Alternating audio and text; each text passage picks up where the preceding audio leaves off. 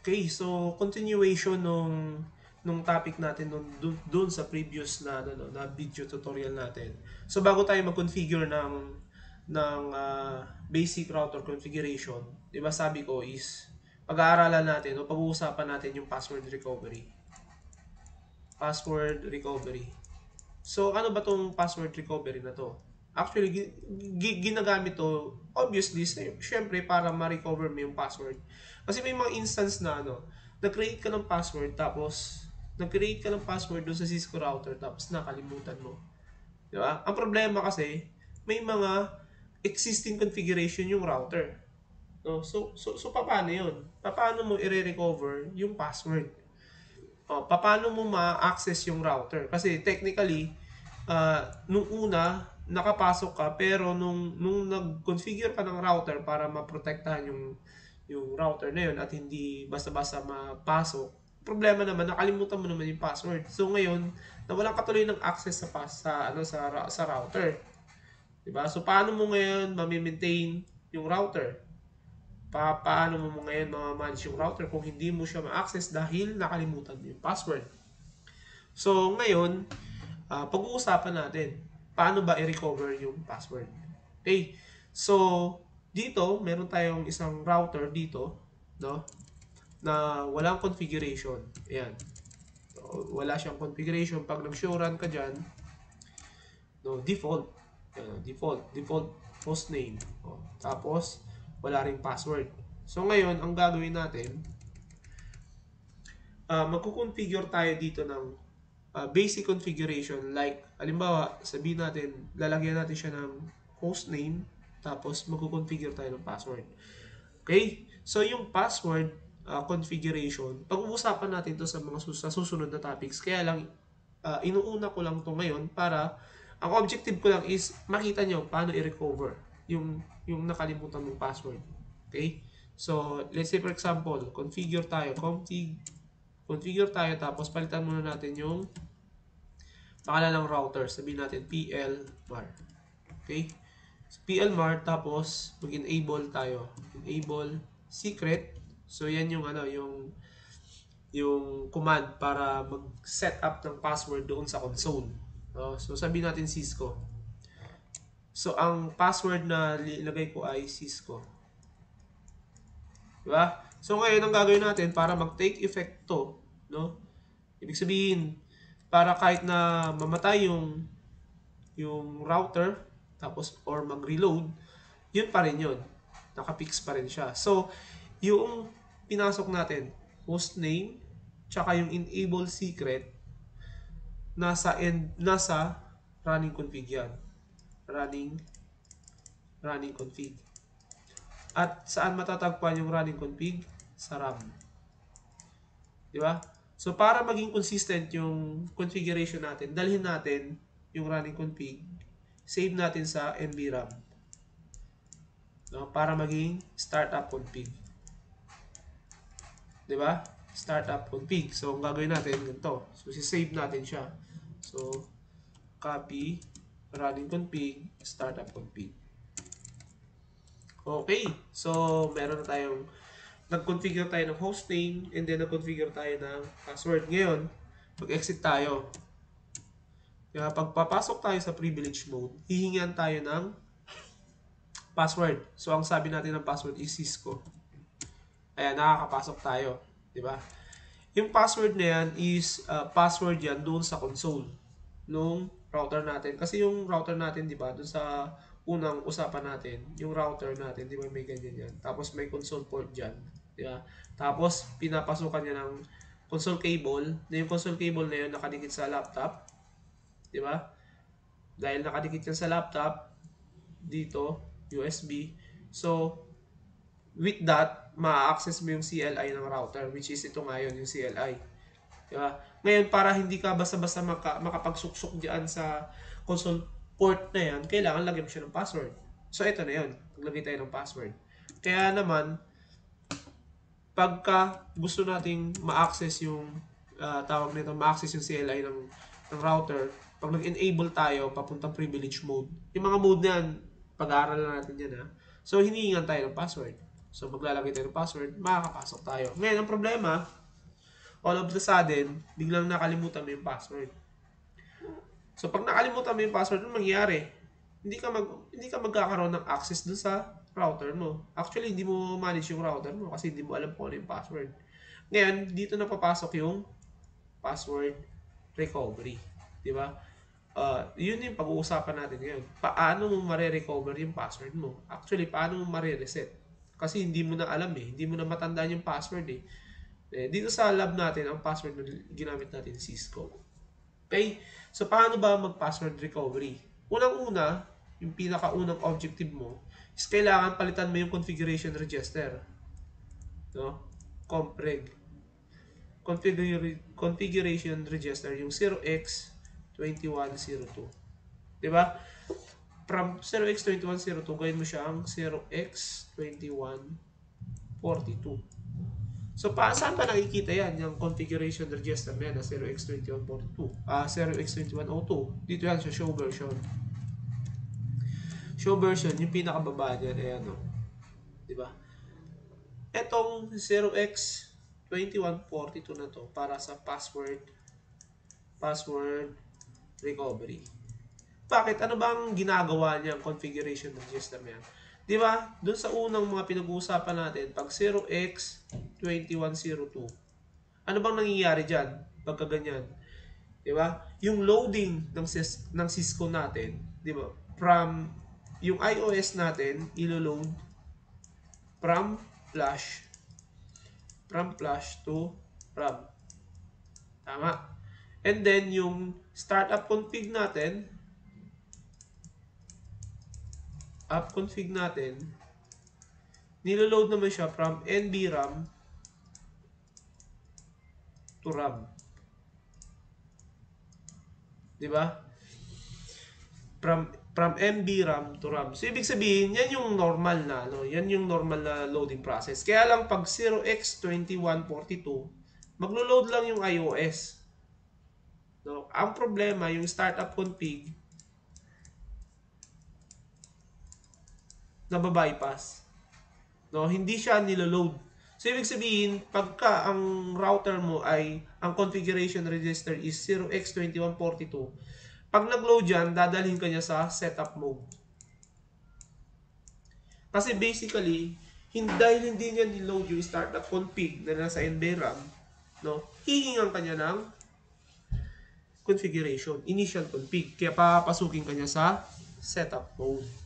Kaya doon, after niyang pumasok doon sa setup mode, doon mo na ngayon i-change yung yung password mo. 'Di ba? Doon mo na ngayon i-change yung password mo. Kaya lang ang problema, ang tanong kasi diyan, paano mo gagawin 'yan hindi mo nga ma-access yung router, no? Hindi mo ma-access yung router para mapalitan yung configuration register na yan From diyan 0x2102 to 0x2142. Paano gagawin natin dito sa second step? Second step, kailangan nating i-off and on yung router. No? So, papatayin, bubuhayin natin yung router, at habang nagbo-boot, mag-i-issue tayo ng control plus break. Control plus break. Yung break na sa keyboard yan plus yung control. So, sabayin mo pipindutin control tapos yung break sa keyboard. Para ang mangyari, eto kasi, pag ginawa mo yan, papasok ka sa Romon. Romon mode ng router. Ano ba ang gagawin sa Romon? Doon sa Romon mode, doon mo papalitan yung configuration register. So, itatype mo doon 0x2142. Okay? So, paano ginagawa yan?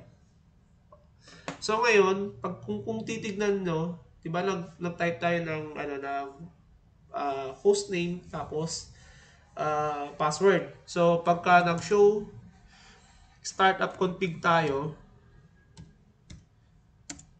andyan yan, PLMart, tapos ito yung password enable secret. Yung enable secret, encrypted version yan ng password. So, i-discuss natin yan kung ano yan. Ang importante lang, malaman natin kung paano mag-recover ng password. Okay? So, ang gagawin natin, i-off, tapos i-on natin yung router. Then, i-issue natin yung control plus break. No? Sa keyboard, hanapin nyo yung control, tapos hanapin nyo yung break. Pindutin nyo ng sabay para pumasok sa room on mode yung router natin. So, paano gagawin yan? Ganito yan. I-off natin, i-on, punta tayo sa CLI, yan, nagbo-boot, tapos control, break. Ayun. Pag pindot ko ng control break, na-abort yung pag-boot, pumasok tayo sa ROM-on. Diba? Kaya pagdating sa ROM-on, hahanapin natin yung command na ito. Yung contreg. Yung contreg. Itong contreg na yan yung tutulong sa'yo para mapalitan mo yung configuration register. So, type natin contreg. So, type natin yung contreg dito sa router. So, contreg. Tapos, ano ipapasok natin na configuration register? 0x2142. Enter natin. And after nyan, i-reset natin yung router. No? Ibig sabihin, i-reload natin yung router. So, mag-i-issue tayo ng command na reset.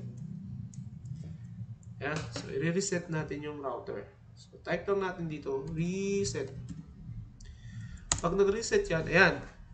So, inaasahan natin, since nasabi natin, binabypass yan yung tawag nito, yung startup config doon sa NVRAM, papasukin tayo niyan, no? Or bibigyan tayo niyan na, hihingan tayo niya ng initial config, no? O papasukin tayo niyan sa setup mode. At yun na nga, ito yun, no? Pinapasok tayo sa setup mode. Kasi, binaypass nyo yung configuration doon sa NVRAM. So, pagpasok natin, pansinin nyo, router yung pangalan niya, no? Tapos, pag enable mo, hindi siya humingi ng password. Diba? Kasi, pag nag-show run ka, show running config, walang laman yung running configuration niya. Diba? Pero, pag tumingin ka doon sa show startup config, may laman yan. Ayan, no? Yung host name na configuration ng PLMark plus yung password. So, ano na ang next na gagawin mo dyan? Diba? So, pagpasok niya sa setup mode, na-change mo na yung configuration register, ang gagawin mo na dito sa pang-apat, diba? So, setup mode, ito, yung control break, tapos config yan, diba? Config 0x2142, tapos after nyan, reset. Pagkatapos ng reset, papasok ka dito sa setup mode. So, ang sagot mo lang doon, no. Diba? After dyan, ang gagawin mo na is, pag nakapasok ka na, yung configuration, yung running, yung startup config, na nasa NVRAM, dalhin mo na sa RAM. So, ibig sabihin, yung startup config, i-copy mo sa running config. So, paano ginagawa yun? Copy, startup config, diba? To running config. Enter. So, pagka bigay mo ng ganyang command, tignan mo from router, naging PLMAR na. Kasi, yung nasa NVRAM na configuration, pinasok niya na sa running config. Yun nga lang, huwag ka mag-i-exit. Kasi, pag nag-show run ka dyan, nandyan yung password. Diba? Eh, anong kailangan mong gawin? Kailangan mong palitan yung password. So, paano ginagawa yung pagpalit sa password? Siyempre, configure terminal tayo. conft.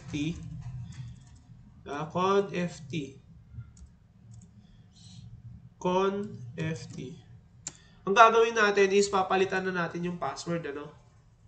Papalitan na natin yung password. Pero yung initial config doon na hostname, yung hostname na PLMAR, hindi natin papalitan yun, yung password run. So, ang gagawin natin is enable secret. Kung Cisco siya kanina, gawin natin Cisco 1. Diba? Cisco 1 na gagamitin natin. Control Z. Ayun. So, pag nag-show run ka, ito na yung enable secret mo. Kaya lang, iba na yan. Hindi na yan yung Cisco kanina. Cisco 1 na yan. Cisco 1 na ang katumbas niyan. So, exit tayo. pag nag-enable tayo dyan, pag hingi niya ng password, pag tinype mo yung Cisco 1, papasok yan. Diba? I-exit tayo. Pero pag tinype po yung Cisco, hindi yan papasok. Diba? So, Cisco 1 lang yan. Ayan, pumasok na tayo. Diba? Ngayon, since napalitan na natin yung password, no? Napalitan na natin yung password, ang pinakahuli, second to the last pa pala. So, ang next na gagawin mo is, isi-save mo yung config. Save mo na yung config mo. Save mo yung config. Okay? Save mo yung config sa NVRAM. NVRAM. Tapos, no. Hindi, dapat pala ano muna. Change mo muna yung configuration register. Yan. So, sorry. So, after nyan, change mo yung config register. No, ibalik mo siya sa 0x2102. Kasi pag tinignan mo siya sa show version dito, pag nag-show version ka, ayan o, 0x2142. Pag ni-reload mo yan, babalik ka sa una. Kasi hindi niya gagamitin yung nakasave sa NVRAM eh. Diba? So, change muna tayo ng configuration register. So, config register lang ang command dyan. So, 0x2102. Papalit mo yan. Okay? Pag napalitan mo na yan, yung configuration register, i-save mo na yung config mo from running config, startup config. So, copy running config, startup config. Okay? Yon. Ngayon, pag nagawa mo na yan, no, kasi pag nag-show version ka dito, ganun pa rin yan eh. 0x2142 pa rin yan. So, ngayon, kailangan mong i-reload para bumalik siya sa 0x2102 on next reload. Diba? So, i-reload natin. Enter. Confirm. Yan. So, napalitan na natin yung password, from Cisco, ginawa natin Cisco 1. Tapos, yung 0x2142, ginawa na natin 0x2102. Binalik natin sa dati. Okay? Para i-load niya na kung ano yung nandun sa startup config. So, enter lang tayo, enable, humingi ng password. Siyempre, ang password natin dyan is Cisco 1. Enter, nakapasok tayo. Tapos, pag nag-show version tayo, yan, 0x2102 na. So, anong nangyari? Na-recover na natin yung password. Diba? And hopefully, hindi na natin kailangan makalimutan pa. Usual, pagka nag-set kayo ng mga password, dapat kailangan sinusulat nyo yan o meron kayong password manager para hindi nyo nakakalimutan. Okay? So, ganun lang kadali yung password recovery. Inuna ko lang to para mapakita ko sa inyo yung binabanggit ko dun sa unang tutorial, yung password recovery. Diba? Kasi gusto kong maintindihan nyo paano ba yung ano ba yung mga NVRAM na yan, diba? Ano ba yung NVRAM, ano ba yung RAM na yan, no? Ano ba yung startup config na yan? Diba? Ano yung running config? Diba? Gusto ko maintindihan nyo ano yung role ng mga yan, tapos yung booting process ng router natin, no? Yung booting process ng router natin para habang tumatagal tayo, habang padami yung pinag-uusapan natin, at least itong basic na to naiintindihan nyo, no? Para pagkahalimbawa the next mga lesson natin, kailangan importante na yung mga configuration natin is nakasave lagi. Diba? Kasi pagka hindi nyo sinesave yung configuration at napatay nyo yung router, hindi kayo nag-save, no? Hindi nyo sinave sa running config, sa startup config, nangyayari niyan, lahat ng configuration nyo babalik dun sa default o kung ano man yung config na nakalagay dun sa startup config. Paano yung masyadong madami na yung kinukonfigure nyo at hindi nyo na matanda kung ano yung mga kinonfigure doon. Diba? So, patay yun. Balik ka sa default. Reconfigure ka ulit. Okay? So, yan lang yung basic na na dapat na naiintindihan nyo, no? Hindi lang siya sa password recovery, of course doon din sa paano mo kailangan na tatandaan lagi yung mga configuration mo na nasa RAM na dapat kailangan nasa NVRAM yan, no? Kung yun na talaga yung default na dapat yun yung magiging configuration na susundan ng router natin. Okay? So, hanggang dito na lang. May isa pa akong topic na i-discuss yung pag-load naman ng Cisco IOS, no, from TFTP server, no, or pagre-recover ng Cisco IOS gamit yung Roman mode. So, yun yung susunod natin pag-uusapan prior tayo mag-configure ng mga basic configuration sa router, no? And then dire-diretso na yan. Sunod-sunod na yan hanggang sa doon sa mga advanced concept. So, hanggang dito na lang. Kung may natutunan, tulad ng sabi ko, huwag kakalimutan mag-like, mag-subscribe, at mag-share yung video. Hanggang sa susunod na topic. Thank you.